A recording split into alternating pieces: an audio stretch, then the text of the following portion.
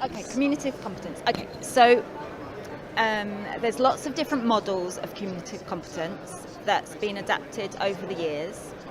The main kind of commonalities, is that a word? Are they all have linguistic competence in them. So from Delheim's onwards, everybody will have linguistic competence. And it's a bit confusing because when we talk about linguistic, that can be confused with language, but it's not. Linguistic is the vocabulary, it's the building blocks. It's like the little the things that you need to, so vocabulary is as important as grammatical structures, and which is as important as something like pronunciation.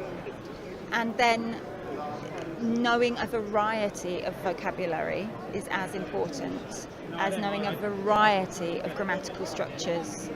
And that can be at the detriment of being accurate. So you don't need to be accurate all the time. So you don't need to spend an hour making sure students use the present perfect correctly if they're talking about, I don't know, if they're talking to their friends about what they've done over the weekend.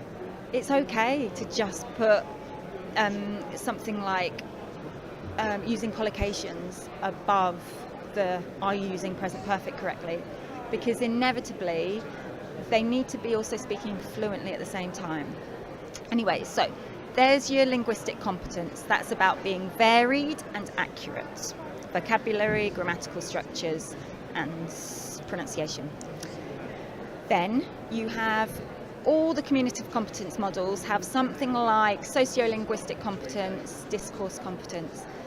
Now that to me is about choosing English. That's what brings it together. So for the first bit, linguistic competence, I call it knowing English. Then you choose the English from what you know, and that means adapting your English for the situation. So all our students are participating in a particular type of English. When I listen to my niece speaking, sometimes I don't understand her because she's speaking too quickly. She might be using vocabulary I don't know. But if my students wanted to talk to her, I'd teach her that, you know. But if my students wanted to be, and there is a place for that for all students, but just as there is a place for accurate language, formal language. So we're giving students choice, so that they can speak informally and formally. So that's about choosing. So we're enabling them to choose and empowering them not to just sound the same all the time when they're speaking English.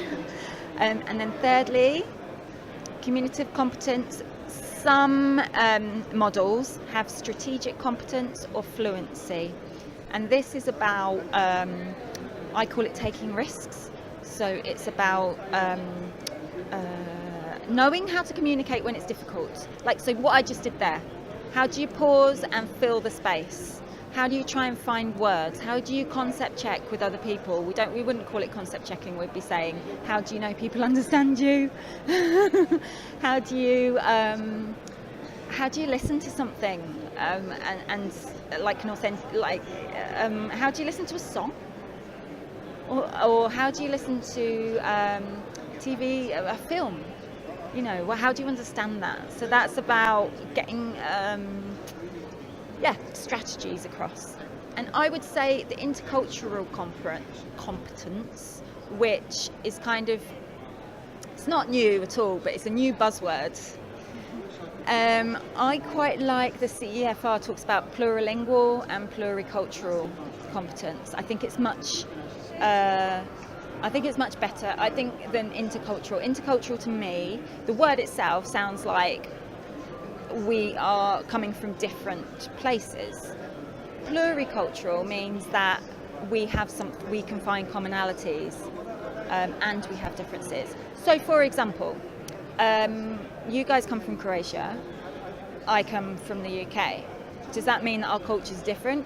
No. Well, I grew up in a working class family. My mum's was a waitress. Maybe you have, I come from a big family. I've got lots of sisters. That is part of my culture. That feeds into how I communicate with people, how I relate to people, my accent. So I've got a completely different accent to my husband. Does that, we've got pluricultural means that we've got things in common and we've got differences. I think that's nice, and it's about. I think that feeds into your language as well. So it's more about knowing, choosing, taking risks. So when we used to use course books, there was a tendency to kind of tick the boxes of grammar points. And one week we would look at sport, and the next week we'd look at houses, and then the next week we'd look at age. And there was kind of like a disconnect, and there was an emphasis on grammar. So knowing, choosing, taking risks is the aims, it's the framework that we work within now. We have equal emphasis on each of those. Knowing is our understanding of linguistic competence. If one of our students knows English well, it means that they can use language, verbally and written. They can use it in a varied and accurate way. So that's where kind of grammar work comes in, is because you've got to be accurate, right, in certain situations. Choosing is about looking at the differences between normally different registers. So informal or formal. Pronunciation is a great example of that, like contractions and speed. But similarly, cohesion and coherence and organisation of text. So when we write a short story, we organise the text very differently to when we write a discursive article, for example. And I think I mentioned in my talk, taking risks is about teaching students to be able to communicate. So a person who can take risks is they can keep communicating even when it's difficult. Yeah. So it's about fluency, and it's about what do you do when you don't understand somebody? Because sometimes we have students who will literally just look and they don't understand anything. And it's like, so it's giving them the strategies to do that. I love your definition of fluency, being able to think and speak at the same time. Yes, fluency. Speak and think at the same time. And it can be listening fluency, it can be writing fluency. We all a lot of people think of fluency as only speaking, and it's not. And you mentioned that you always use authentic texts. Yes, we always use authentic texts. We don't use graded texts. There's a big motto at my work, which is grade the task, not the text. And one of the big advantages of that is that students can continue to learn outside the classroom for free. It also means that you can pick up, especially if you're working with younger people, you can pick up on popular culture a lot more. So if there's, like vlogging is really popular at the moment, fashion vlogging.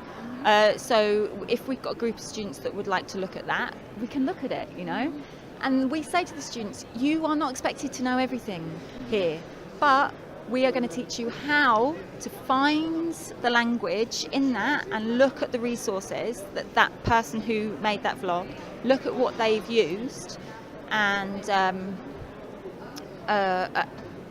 enable you to keep looking for that in other places. Does that make sense? So our activities can be hopefully replicated by the students themselves. So it's not a teacher sitting and writing a gap fill. It's about saying, look for these things and now use them yourself. How is that preposition or that collocation? Where is that in the sentence? What comes before it? How is the used? Oh, okay.